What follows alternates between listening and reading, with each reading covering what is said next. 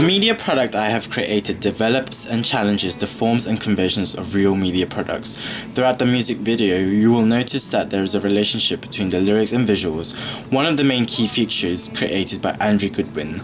The lyrics of the song is about a man who found a girl who's had her heart broken a few times. The man is falling for her and is telling her that he's not going to break her heart and asking her to stay with him and trust in him. However, this is not the case for my music video, as I wanted to create a different narrative of a couple so in love but ends with a twist. This creates a relationship between the lyrics and the visuals, as the visuals show how happy they were, and when the bridge of the lyrics are heard, it suddenly shows the relationship in stages of it ending, thus the audience being able to engage with the characters so easily, as some of my audiences have probably been through these situations. The visuals show a couple arguing, which is shown in a few seconds when the video starts, but not knowing for what reasons. The lyrics "walk with me, come and walk with me" occurs, and in the visuals we see that the two couples holding hands in an extreme close-up, walking alone. I thought this would be a good way to contrast what was happening from then and now to fighting and being lovers. This clearly shows that they have a strong bond in their relationship and are in love. To further imply that this was set in the past, before each event that had happened in the past, it will be shown in saturated colors for a few seconds, goes into color, and when it's about to end, it becomes saturated again. Also, you will notice that each event happening eventually gets to a point of where they are fighting again, as shown in the early seconds of the video, making it easier for the audience to understand what is happening from the past and present. I have also made more links to the lyrics and visuals of the music video. Another example is shown when the lines "she stood by as it fell apart." They are seen arguing, the same scenario that happened shown in the beginning of the music video. Two separate rooms and broken hearts. Visuals show how the couple are shown in either side of the door to imply the separateness and broken hearts of the characters. Don't run away.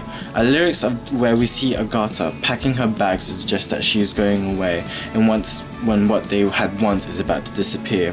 As for the music and visuals, there are a few scenes where you notice that the beat of the music goes well with the lyric. For example, multiple jump cuts are shown that occurs with the beat, or Agatha packing her bags and suddenly fades to black and shows the camera tilting up towards the actor's face, and suddenly the hand hits the rail corresponding with the beat of the music.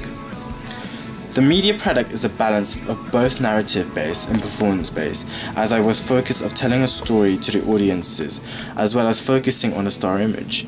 This represents a lot of soul and pop rock genre, including artists such as Adele, Lady Antebellum, Duffy and Joss Stone. I have represented my character as being a sensitive, caring and a loving person.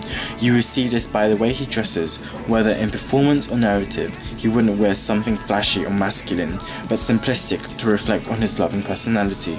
Moreover, we see more of this on the way he acts towards the female actress. This is a typical stereotype a girl would want to see on a guy, and because females are my main target audience, I portrayed him this way as it fits with the lyrics of the song and flows well with the visual. Another key feature of the music video is the camera works. Watching and analysing different genres of music videos, I have realised that the majority of genres have a lot of close-up shots of the artist in a tight frame. This is very effective because the audience will likely watch music videos on computers or other gadgets such as iPhones or iPads, which are all small screens. So I have applied this to my music video so the audience are able to focus and engage well with the character. We also use plenty of close-up shots to establish him as an artist and make him seem important as a star image, but also make the audience feel close and personal with him, building a relationship with the artist. However, I also added a few long shots to show how isolated he is, as the setting is set in an empty field, implying that he feels alone without his loved one. Furthermore, the artist gives a direct mode of address for the audience to engage with him, in hopes that they would understand the situation he is under, breaking up or losing someone during a relationship, but also because it may have happened to the audience that are watching or seeing the video. All in all, creating a strong connection between the artist and the audience. Eric Davis quoted that the music video must has the aesthetics of a television advert, as it sells an artist and all the media products that associate with him. Having part of the marketing has repeatability, and we made sure that the narrative has fragmented and open questions that are not answers, a sense of enigma. In the music video, we also featured a reference to voyeurism, but in a sense that is not sexual or seen as spying as other music videos such as Beyonce's Crazy in Love and Lady Gaga's Telephone, where the video shows views from the CCTV several times showing Gaga having physical and sexual contact with the other inmates. Our voyeurism occurs when the couples take pictures of themselves after a paint fight. In a way, this more immortalizes their relationship and love in a picture and what typical couples do. I have used the film Ghost as my intertextual reference. This film is about a man who passed away but also comes alive as a ghost to watch over his wife who is still alive. During the movie, she gradually feels his presence.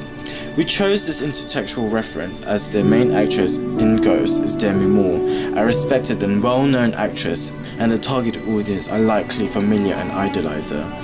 In my version, I wanted to portray the narrative similarly, by having the artist having flashback or reminiscing moments of her, of when they were together.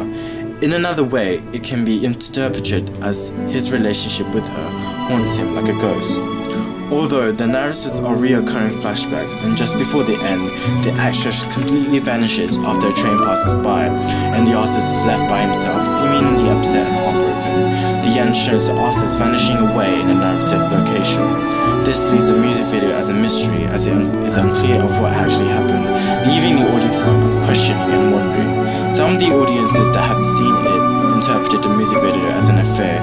Most said it was the death of the actress, hence the flashbacks and a goodbye letter and her disappearing. The second intertextual reference is the typical love story of film. Prime examples of this are Romeo and Juliet, The Vow and The Love actually, where the story is always based around couples having an intimate and a caring relationship, and at one point there would be an equilibrium where there would be some sort of argument between the two characters. It is important to have intertextual reference as it draws upon existing text and people are able to engage themselves with the narrative, but most importantly, it sparks recognition in the audience, giving them a pleasure of watching.